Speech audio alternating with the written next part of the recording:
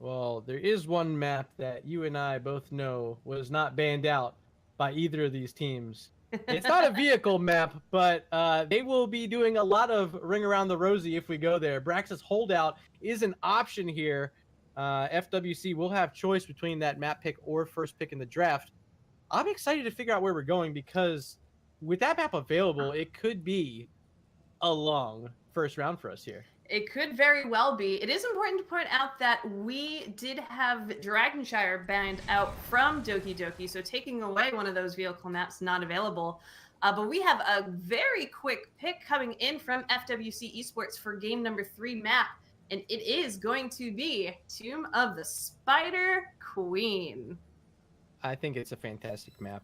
It's in a great place right now. It's a very obvious win condition, very obvious for teams on how they can push their lanes out. The web weavers so destructive. I think they're in a great spot of balance right now, especially when you compare it up against a map like Alterac Pass, which a lot of people aren't as big a fan of with a similar mechanic. Teams definitely don't want to fall behind early because once you lose your outer forts, it is so hard to get your footing into the lanes, to find the gems, to make it all the way to the middle of the map to get the turn in. You can't fall behind early and look for the team who takes that early lead to win over here on Tomb of the Spider Queen.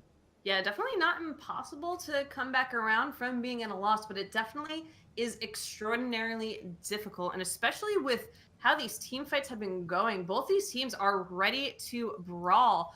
I would love to see a reprise on Stitches for Doki Doki HotS Club. They had a lot of great hooks, a lot of follow-up for those kills as well. And I feel like on a map like Tomb, being able to throw that hook in to a turn-in point, fetch someone who is trying to turn something in and get the kill there, take those gems away from your opponent, might be the strat that they have to go given how they were able to play that last game. Man, I'm looking at some of these heroes here that we've seen banned out. Yarel and Raynor, both were the first bans. They actually swapped sides for those bans in game 1 and 2. Do you think we start seeing a bit of a shift or more of a trend here with these two heroes being banned out? Are we going to be able to see Yarel here tonight? Are we going to see a Raynor? Yeah, I mean, I think probably not. I think both these teams have shown they're very comfortable just straight up banning them out. We even saw the swap in bans between game number 1 and game number 2. Yarel being banned out by Doki Doki in game 1 and then banned out by FWC in game 2. So obviously both these teams are worried about both those heroes. I wouldn't be surprised if they tried to let them through. I would be less surprised if Zeratul made it through again, because his poke potential with that stealth being able to dive on someone turning in could be catastrophic for Doki Doki HotS Club, as we saw Flyus Raven perform on that hero in Towers of Doom is a really big threat. And we still have not seen in either map tonight a Deckard Cain or an Alex Straza. Our supports have been Lucio, Ana, Whitemane, and Malfurion. Will we see some of these other supports coming out? I mean, they showed in game 2 they're willing to switch it up. You saw the Whitemane played by FWC. Is there opportunity to continue seeing Unicorn Farts and Bernie Burn swap it up a bit here? I mean, I wouldn't mind. They both have performed really well on their giving heroes all game. Given the changes to Deckard Cain, I think folks are less incentivized to pull him out. A little bit of nerfs to his healing, especially later in the game. So the entire absence of Deckard has been really interesting. I'm not sure if we're going to see a reprise on Whitemane after that game number 2, but I wouldn't be surprised if it was tried. Sticking with the Yarel ban over here for Doki Doki HotS Club, do we get the response Raynor off the bat is the question. I'm leaning towards it's going to be a Raynor ban just because of our trend here tonight. But I think our second ban's, it's actually be a Jaina, so switching it up, as Jaina has been played both games by Doki Doki, and FWC is not wanting to see it a third time. Yeah, and the Zeratul also coming out, proving that they are afraid of that Flyest Raven hero, trying to pick off the squishy characters on the side of Doki Doki HotS Club. Still room for that Raynor ban. I wonder if we do see the Tracer come out again. We saw that in game number 2, or something entirely different, something more focused on wave clear, like that Blaze, like that Malthael. So Countdown coming in. They're actually banning the Anubarak, which I obviously was not expecting. Okay, I did not see that coming either. Has not been prioritized in either matchup today, but will be banned out. There's Stitches again in Contempt. You saw there in game number 2 how valuable Stitches was for all those picks they found. Taking him early on a map that I feel he's even stronger on Tomb of the Spider Queen is huge for them. Yeah, and there's that Deckard Cain Phoenix combination that we've been seeing so much of as of late. Skrilla's ceiling really great for poking from a distance onto the Nest turn-in for gems on this map, as well as Heradric Cube. I always forget a couple letters there. So great picks coming out. There's a lot of flexibility still for FWC Esports in the rest of their draft, but a reprise on the Maiev and Malfurion, and that's what I wanted to see. I wanted to see what was going to follow up on those Stitches hooks without that Jaina. This is the exact same draft outside of their non-ban on Raynor. Doki Doki giving us the same exact comp so far from game number 2 that they were able to win with. They will not have their Jaina, however, as she was banned, so they have to find something else to fit into that slot. I wonder what it could be. This is our first Genji ban of the night. Yeah, he's got a lot of mobility, especially on this map. The Shurikens being able to poke things out, being able to use that additional dismount rather, to get some additional map movement here. The Cho ban coming out from the Cho'Gall players. What does that tell you? I think maybe the Anubarak ban kind of threw them off a bit. But they're going to go back to their Garrosh, and they're going to find their first Junkrat of the game, which I feel is a very natural counter to a Garrosh player. Yeah, can absolutely counter that, give some protection if you do get flipped or taunted with those concussion mines. But Junkrat is also, this is one of the maps that he excels at, for that long distance poke all over the map, and the mobility that he has as well. So I definitely like it as a pickup for FWC. The Greymane coming out for Doki Doki, and for a third time tonight, we're going to see that Leoric. Leoric, once again, going to be picked up by Doki Doki, and I thought game number 2 looked a lot better. Definitely held his own up against the Haka. This time, we are yet to really tell what the solo lane hero is going to be. Likely will be this final pick here. But what's going to be the option? I think a Blaze is still available out there if they want to go with a Blaze, but doesn't have a great matchup into a Leoric. Is it a Sonya? Butcher? Hello? We about to get bougie, baby. Let's do this. Oh my god. It's cup number 7. It's our last time. This could potentially be FWC Esports' last game of Open Division this year.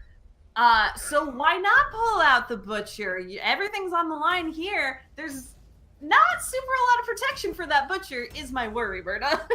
All right. You guys in chat, get over to Twitter, get over to your Discord channels. Tell everyone to head over here. Flyest Raven is about to be playing the Butcher for FWC's life here in the Open Division. Honestly, CatPeach, it doesn't get more exciting than this. Butcher, a hero you obviously don't get to see very often. This is gonna be fun, but he could stack quickly. It's Tomb of the Spider Queen. It's a small map. He can make these rotations quick. He can get a lot of that meat. This could be a Butcher game. Butcher into Maiev might be one of the boldest claims I've ever seen of positioning one's dominance simply in draft, to say, I don't care about your tethers. I'm going to be able to do what I want just fine over here. Let's get into it, ladies and gentlemen. Game number 3 of this matchup. FWC Esports. We are going to have Axon on Phoenix, Krovan on Junkrat. Garrosh will be played by McNulty. Flyest Raven pulling out that Butcher, and Bernie Byrne on that Deckard King. And over on the right-hand side, it's your Game 2 winners, Doki Doki HotS Club. Team Magmi playing that Grey Mundo. Contempt once again on Stitches. We see Poxius resuming his role on Maiev. Argentina boy for the third time tonight playing Leoric. And Unicorn Fart so good in game number 2 on this Malfurion. He's going to pick up the hero yet again. Yeah, we're getting the increased distance on those grenades from Junkrat as well, so being able to even more safely poke from afar. Butcher going in onto Contempt right now, no fear whatsoever. First blood in 30 seconds, gathering that meat. Ends up getting really low. That Greymane being able to also dab back onto Fly's Raven is something that FWC is going to have to look out for. I'm gonna have so much fun with this Butcher in this match. I wish my buddy from my Discord server was over here right now. He would be freaking out. But he's gonna have a tough laning matchup up against Leoric. If that's their idea, is to keep the Butcher down here, Leoric should have a decent time up against him, at least in this early game, until the Butcher can stack up. As we see Garrosh McNulty playing that hero, trying to keep Contempt away from his Junkrat. Yeah, I mean, you can use flips to pull him in, or use the flips to say, get away from my team, pretty please. McNulty making distance there, also trying to poke onto this Poxius for a little bit from turning in. It's only 6 gems, and it is early, but trying to prevent those turn-ins as soon as possible, always the way to go. Axen focusing down on that camp in the bottom lane, hoping that Leoric doesn't come in to peek a sneak. However, it looks like Butcher's going to be down there as well, so that'll be interesting to see that matchup. But right now, in top, over this top turn-in, there are hooks, there are flips, everything is going on, Murda. Yeah, so I'm actually not thrilled. Scroll of Identify coming out in place of that Sapphire, and anytime I have a Phoenix, I want to see that Sapphire come out. It really ends up helping the Phoenix player get all that extra crit damage. But let's see if it ends up working for him, as they do have that extra lockdown for Butcher, but it doesn't matter when you're losing your Butcher and his stacks get knocked down to only 31. The Butcher was, in fact, the butched. Dropping that meat, having to at least reset a little bit. At least they don't lose all of that meat stack. But if that continues to be a trend, it's going to be really hard to hit that quest completion at 200 stacks. So gonna have to be a little bit careful there with that positioning coming out of Fly's Raven. Yeah, Axen barely surviving. That Spirit of Vengeance was almost enough to pull him back after the Unbound Tether. But he did survive, did have the warp back to safety. As we're checking out mid right now, McNulty at 50% health. Of course, he's getting plenty of potions from Deckard Cain. Bernie Burn just keeping the Kool-Aid at his feet. Say, drink up, my friend. You won't die here when I'm behind you. Grandpa always got the sippy cups available for his kids. So is there if you need a quick hydration, as McNulty does, but the hook coming out from Contempt saying, I want that juice too. Teamot going in on Garrosh. That armor should protect them for a while, but the Emerald Vine also coming out, but doesn't pull in the fight resets here. Yeah, Kroven, nasty concussion mine there. Fly's Raven actually going to turn in a few gems, and now 36-22 is the advantage for FWC for this first turn-in. And here comes Butcher, gonna charge in, looking for some damage on Stitches. Content falling very low, 320, and he dies. That is the second pickup of the game, and that's gonna put your Butcher now at 72 stacks of meat. Now it's funny, in my head, all I hear when I see FWC engage is all my Hero League teammates saying, don't focus the tank. However, FWC focusing all in on that Stitches whenever they can, because they know how dangerous those hooks can be. It's less about the follow-up to the hook, it's getting the hook out of there so that Maya, so that Greymane, so that Malfurion can't do anything to FWC without risking their own lives, and that is going to net them the first turn-in of this game, Murda. And they're going to be able to push this top, especially if they find this kill, but a helping hand, keeping T-Mog alive for now. Phoenix finishing the job, finding the kill, and now it's time to siege as the Web Weaver is on the wall. They have their level 7, there's a hook, but the wall gonna prevent Axen from getting pushed all the way back.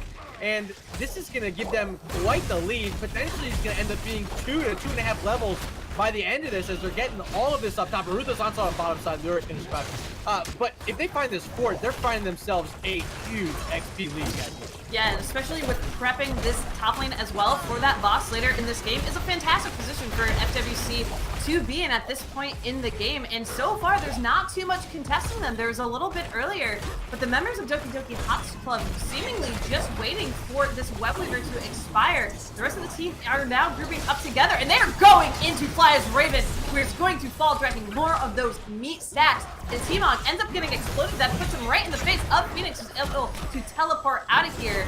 But they're still going in. Maya hoping to catch someone. Not able to do so just yet, but they were able to get a pick on that Butcher, delaying that quest of stacking that fresh meat, and live to see another day. Indomitable should be available. I guess it isn't, and now stuck in a terrible spot. McNulty. 3 apiece for these squads, as now it is wide open, and all those gems on the ground as well for Doki Doki to find some red web weavers. Yeah, and Contempt is still going. It doesn't matter if there's follow-up or not. Just making sure they're throwing out those hooks and making sure the rest of FWC always on their toes looking out for them. And they're able to get an immediate response turn in here, which will help them neutralize that pressure in that top lane. The Bruiser camp being picked up, though, for FWC to counteract some of the push coming out from this web weaver. But level 10s are very close for FWC Esports as well, which is something that Doki Doki HotS Club, if they push in too deep with this phase, could be greatly punished for. Yeah, and they're going to find their level 10s early into this web weaver phase. I would not be surprised if we see an aggressive rotation onto this top side after they clear out bottom and mid. Butcher's going to stay all the way back and finish bottom. But look at this push up top. Doki Doki, they want to find their level 10s, and they might be able to find it in the form of this fort here. But here comes Garage and Decker King, going to slow him down, try to lock his control of ceiling, but did not. Has to use that stay while and listen.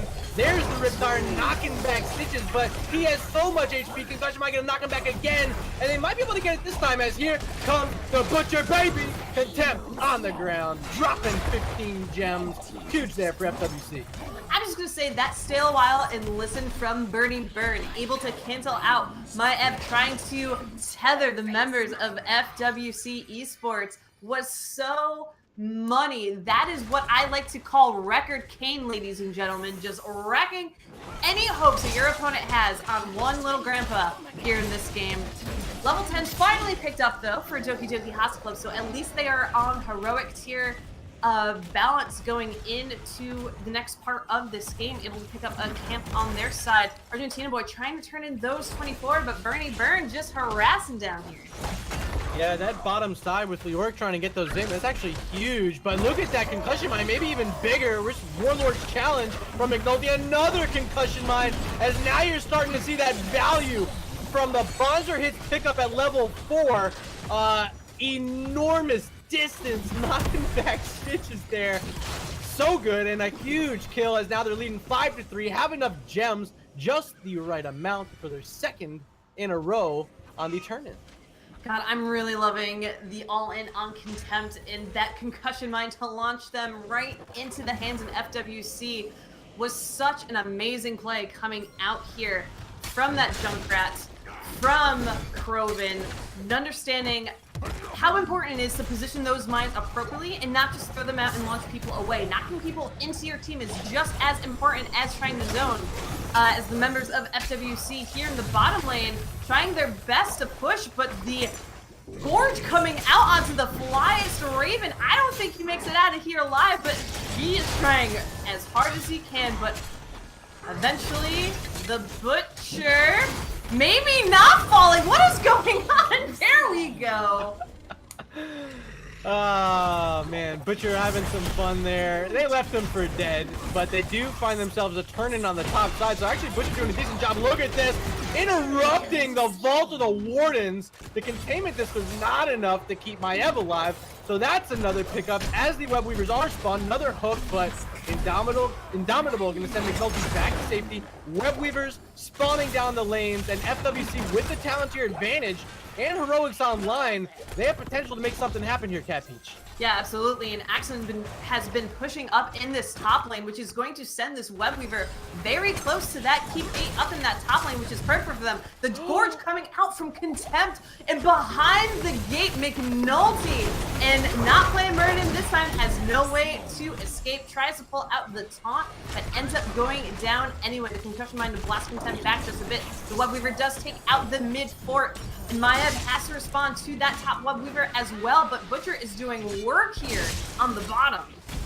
Oh man, that Gorge is so money. And Doom gonna stop this ruthless onslaught from connecting on Leoric, but so much follow-up from the rest of the team, and that is 39 gems on the ground. Stitches might make a desperation play, and Stay a While and Listen is used just to protect them from getting those gems. A smart play there by Bernie Burn, making sure they keep this advantage, and now not even enough on hand for Doki Doki to get their second turn in.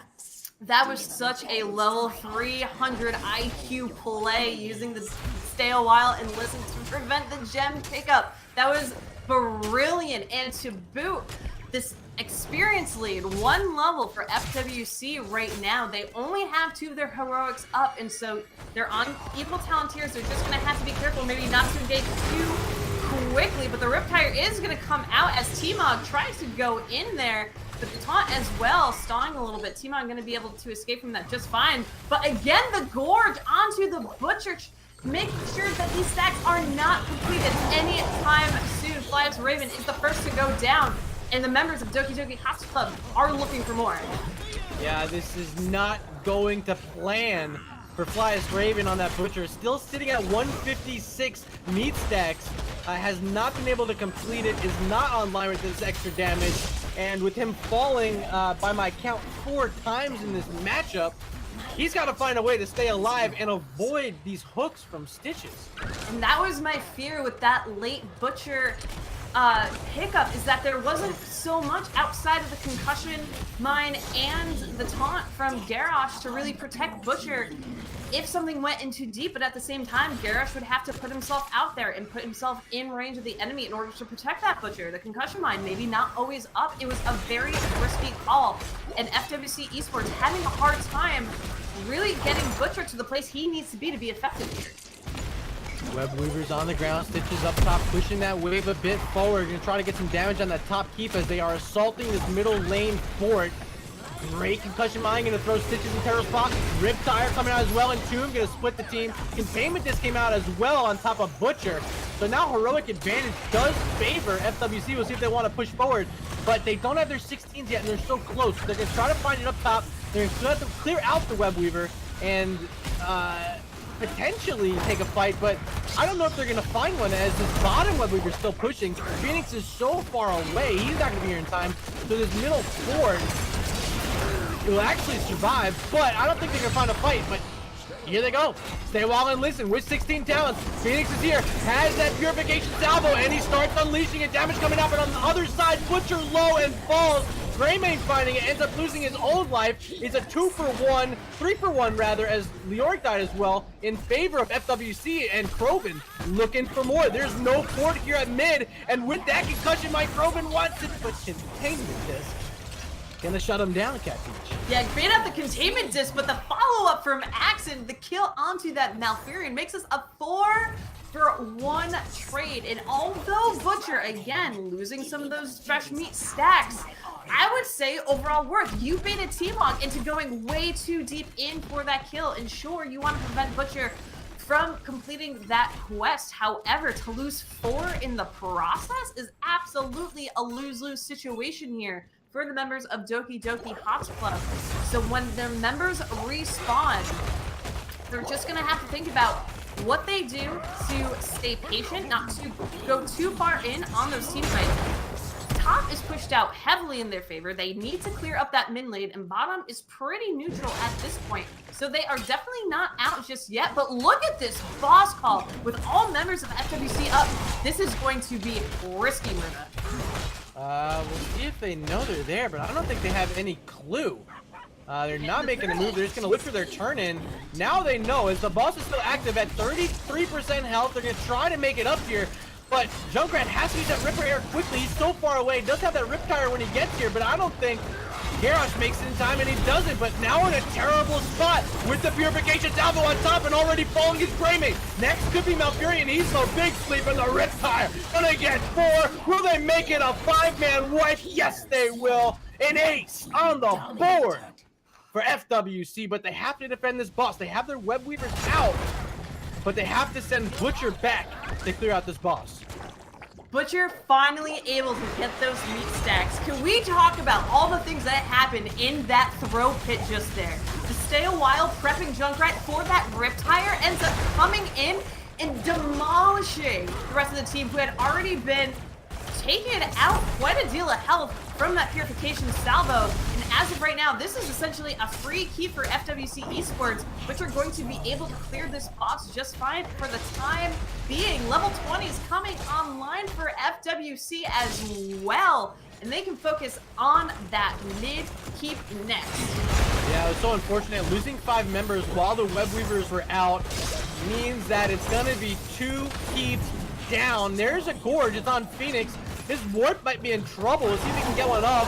Axon has that undying spirit, unconquered spirit rather, but ends up losing it anyway. Another hook. This was on Bernie Burn. Decker gained a terrible spot as the Roots were in a great spot, and then Tomb was there as well. So Bernie Burn getting pulled back, surviving. McNulty saving the day with the Warlord's challenge, but Leoric says, I'm not going to let you get away that easy. And Decker says back, yes, I will. The beautiful hook again from Content Butcher. Just stun locked out of that whole situation there. Had nowhere to go. But there are 2 keeps down now for Doki Doki HotS Club. They're going to have to babysit those lanes. They weren't able to get as much value as they wanted from that boss because of all the deaths they suffered there, Murda. So they are trying to play catch up, trying to get that level 20. They're going to focus on hanging out around these turn-in points. No one necessarily has a turn-in yet, but hiding in the shadows, making sure they're not stepping out of position. Contempt roaming around by themselves is incredibly risky, given the focus that's been having on him so far in this game. And the Gorge on the Junkrat, though, pulling out. There is no fort. The beautiful toss coming in from McNulty, followed up by that Warlord challenge and the sleep to boot. Riptire coming out, confirming the kill on my Ev. Now all eyes are on Contempt, who is going to pay for that mistake. Argentina boy with the beautiful Entomb to make space for Contempt to escape, but Axon coming in with the final blow on Phoenix. Yeah, that was a sweet combination of heroics there on that siege camp for the members of FWC Esports. You saw the Warlord's challenge and the scroll of ceiling locking them in, followed up by the stay a while and listen Riptire combo, and they found the kill so quickly. Stitches was like, I'm hungry, I'm gonna eat you, but then was like, uh-oh, wrong target, and see you later. That double kill means a huge advantage on the map. They end up going back, finding the siege camp. They're even gonna be able to potentially push onto this bruiser camp as well. We see Garrosh is there. And huge now for FWC as they have opportunity to find the 3rd keep of the game in this bottom lane if they so choose. Yeah, if they choose, it would only be a better position for them had they had that boss available or if they had a turn-in. But they are so far behind on that turn-in, needing 65 in total. They currently have 19 on hand, 9 in the bank. So they are focusing all in on pushing into this keep and making sure they have catapult pressure everywhere. And the charge going in on Timon ends up getting sub. Flags are even getting really deep in there. The Umrobine going out as well. Lamb to the Slaughter and Entomb end up overlapping, and Butcher ends up paying for that mistake. The 3-man Gort coming out from Stitches is now trying to be punished now from Axon with the Purification Salvo. Malfurion ends up going down. Garrosh to follow the Orc as well. This is turning into a bloodbath, Murda. Unconquered Spirit keeping him up for now. Axon almost got the kill back on Grayman, but he survives. Here's the Riptire out. See if he can find a cheeky play. Poxy has just used his ball from the Warden, so here it comes. Riptire! Not enough to finish Poxy off. He survives with 35 gems, but the core under assault. Catapults in multiple lanes are here. Stay a while and listen. Gonna lock in Greymane for just a moment. He's asleep as the core has lost its shields, and they're trying to get this done, but the Umbrobine locking in Probe and containment this now on Decker Kane. Bernie Burns in trouble when he pops out. Will they finish him off, or will this core go down? Because top lane, these catapults are here, and game over. FWC with the winions. Old man with a stick beating up on that core, Murda, making sure to confirm that I thought Deckard was out. Honestly, that catapult pressure coming in from top was such a godsend given all the losses that FWC Esports suffered in that last push, but it's enough to pull out a win, and they're going on here in Cup number 7 of HGC Open Division. They must be feeling good after that, and I feel good after casting that roller coaster of a game.